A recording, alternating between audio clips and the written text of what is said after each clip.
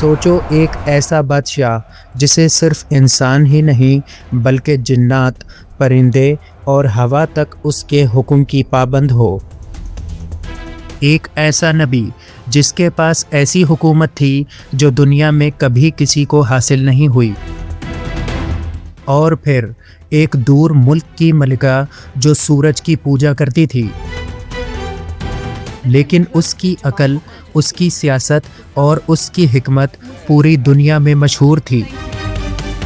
پھر ایک دن ایک چھوٹا سا پرندہ ہدہد ایک ایسی خبر لاتا ہے جو تاریخ بدل دیتی ہے۔ میں ایک ایسی خبر لایا ہوں جو آپ کے علم میں بھی نہیں ہے۔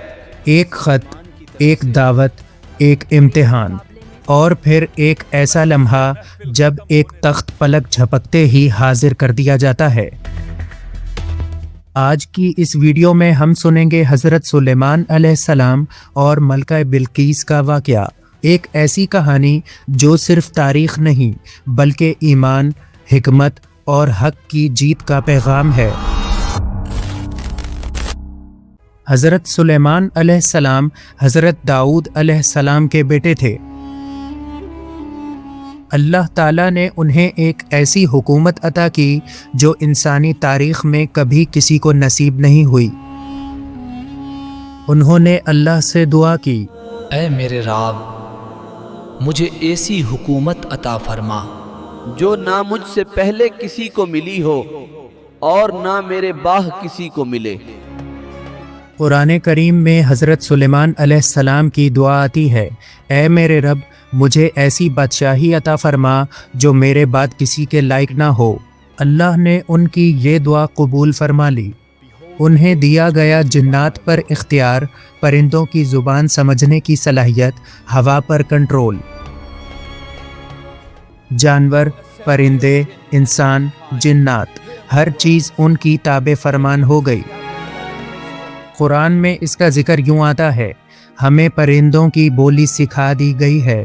ان کا لشکر صرف انسانوں پر مبنی نہیں تھا بلکہ اس میں جنات اور پرندے بھی شامل تھے، اور سب ایک زبردست نظام کے تحت چلتے تھے۔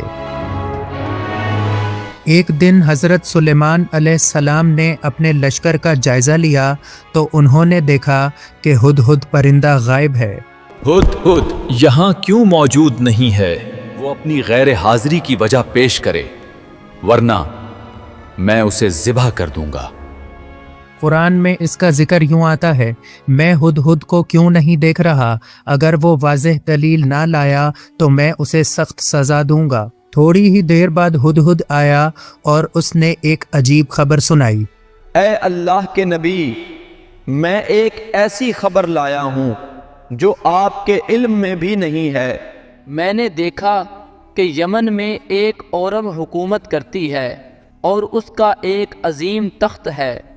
قرآن میں اس کا ذکر یوں آتا ہے، میں سبا سے ایک یقینی خبر لایا ہوں، وہاں ایک عورت حکومت کرتی ہے جسے ہر چیز دی گئی ہے اور اس کا ایک عظیم تخت ہے۔ وہ قوم اللہ کے بجائے سورج کو سجدہ کرتی ہے۔ قرآن میں آتا ہے، اس نے کہا، میں نے انہیں دیکھا کہ وہ اللہ کے سوا سورج کو سجدہ کرتے ہیں۔ حضرت سلیمان علیہ السلام نے فوراً فیصلہ کیا کہ اس قوم کو حق کی دعوت دی جائے۔ یہ خط سلیمان کی طرف سے ہے، اللہ کے نام سے جو بڑا مہربان اور رحم کرنے والا ہے۔ میرے مقابلے میں سرکشی نہ کرو اور فرمان بردار ہو کر میرے پاس چلی آؤ۔ انہوں نے ہدہد کے ذریعے ایک خط بھیجا۔ قرآن کریم میں اس کا ذکر یوں آتا ہے، یہ خط سلیمان کی طرف سے ہے، اللہ کے نام سے جو بڑا مہربان اور رحم کرنے والا ہے، میرے مقابلے میں سرکشی نہ کرو اور فرما بردار ہو کر میرے پاس آ جاؤ۔ یہ صرف ایک خط نہیں تھا بلکہ دعوت حق تھی۔ جب ملکہ بلقیس نے خط پڑھا تو اس نے اپنے سرداروں کو بلایا اور مشورہ کیا، مجھے ایک معزز خط آیا ہے جو سلیمان کی طرف سے ہے۔ قرآن میں اس کا ذکر یوں آتا ہے، اے سرداروں، مجھے ایک عظیم خط ملا ہے۔ سرداروں نے کہا، ہم جنگ کے لیے تیار ہیں، ہم جنگ کریں گے۔ اس نے کہا، بادشاہ جب کسی علاقے میں داخل ہوتے ہیں तो सब कुछ तबाह कर देते हैं। ये उसकी सियासत और हिकमत थी। उसने फौरन जंग का फैसला नहीं किया, बल्कि हज़रत सुलेमान अलैहिस्सलाम को तहाइफ भिजवाए। जब तहाइफ हज़रत सुलेमान अलैहिस्सलाम के पास पहुंचे तो उन्होंने उन्हें रिजेक्ट कर दिया। क्या तुम मुझे मालो दौलत देना चाहते हो? अल्लाह ने जो मुझे अता किया है वो तुम्हारे इस माल से कहीं बेहतर है। कुरान करीम में आता है, सुलेमान अलैहिस्सलाम ने कहा, क्या तुम मुझे माल से मदद देना चाहते हो? जो अल्लाह ने मुझे दिया है वो तुम्हारे माल से बेहतर है। उन्होंने मलिका को पैगाम भेजा। अपनी मलका से कहना कि अगर तुम नहीं आई तो मैं ऐसे लश्करों के साथ आऊंगा जिनका मुकाबला तुम नहीं कर सकती। ये उनकी कुदरत और अल्लाह पर भरोसा था। जब ये पैगाम मलका बिल्कीस के पास पहुंचा तो उसने आने का इरादा कर लिया। बिल्कीस जब वहां से रवाना हुई तो हज़रत सुलेमान अलैहिस्सलाम ने अपने दरबार में कहा, कौन है जो उसके पहुंचने से पहले उसका तख्त यहाँ ले आए? एक जिन बोला, मैं उसे महफिल खत्म होने से पहले ले आऊंगा। लेकिन फिर एक शख्स जिसे इल्म किताब हासिल था उसने कहा, मैं इसे आपके पलक झपकने से पहले हाजिर कर दूंगा। कुरान करीम में इसका जिक्र यूं आता है, सुलेमान अलैहिस्सलाम ने कहा, कौन है जो उसका तख्त मेरे पास ले आए उसके आने से पहले? एक जिन बोला, मैं उसे आपके उठने से पहले ले आऊँगा। लेकिन फिर एक शख्स जिसके पास किताब में से इल्म था बोला, मैं उसे पलक झपकने से पहले ले आऊँगा। और फिर पलक झपकते ही तख्त फ़ौरन हज़रत सुलेमान अलैहिस्सलाम के सामने मौजूद था। हज़रत सुलेमान अलैहिस्सलाम ने फरमाया, ये मेरे रब का फजल है ताकि वो मुझे आजमाए। जब मलका बिल्कीस महल पहुंची तो हज़रत सुलेमान अलैहिस्सलाम ने पूछा, क्या ये तख्त तुम्हारा है? उसने कहा, ये लगता तो वैसा ही है, बल्कि हाँ ये वही है। उसके बाद उसे एक शीशे के महल में ले जाया गया। ये शानो शौकत देखकर वो हैरान रह गई। फर्श ऐसे गोया पानी के तालाब हों। कुरान में इसका जिक्र यूं आता है, जब उसने ज़मीन देखी तो उसे पानी समझा और अपनी पिंडलियां खोल दी। वो समझी ये फर्श नहीं बल्कि कोई तालाब है। ये एक और इम्तिहान था उसकी समझ और हक को पहचानने का। आखिरकार मलका बिल्कीस ने हक को पहचान लिया। ऐ मेरे रब, मैंने अपने आप पर जुल्म किया, मैं सुलेमान के रब पर ईमान लाती हूँ।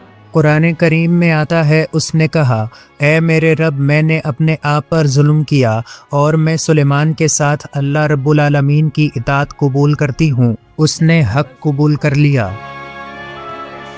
एक मलिका जो सूरज की पूजा करती थी अब अल्लाह की बंदी बन चुकी थी। इस वाक़ये से हमें क्या सीखने को मिलता है? हक जब सामने आए तो उसे कबूल कर लेना चाहिए। हिकमत और सब्र से दावत देनी चाहिए। दुनिया की ताकत से ज़्यादा अल्लाह की कुदरत बड़ी है।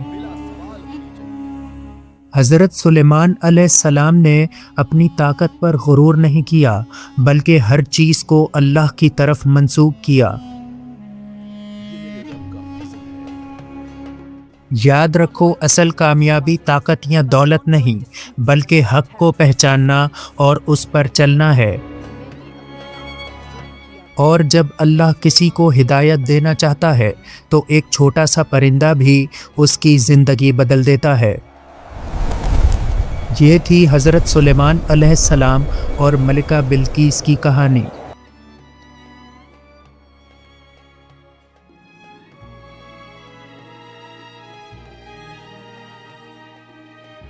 उम्मीद करता हूँ हमारी इस सीरीज़ की ये वीडियो भी आपको भरपूर पसंद आई होगी। अगर पसंद आई है तो वीडियो को लाइक कर दें और शेयर करें। हमारे चैनल को सब्सक्राइब लाजमी कीजिएगा। आपसे मुलाकात होती है इंशाअल्लाह नेक्स्ट वीडियो में। तब तक के लिए खुदा हाफिज़।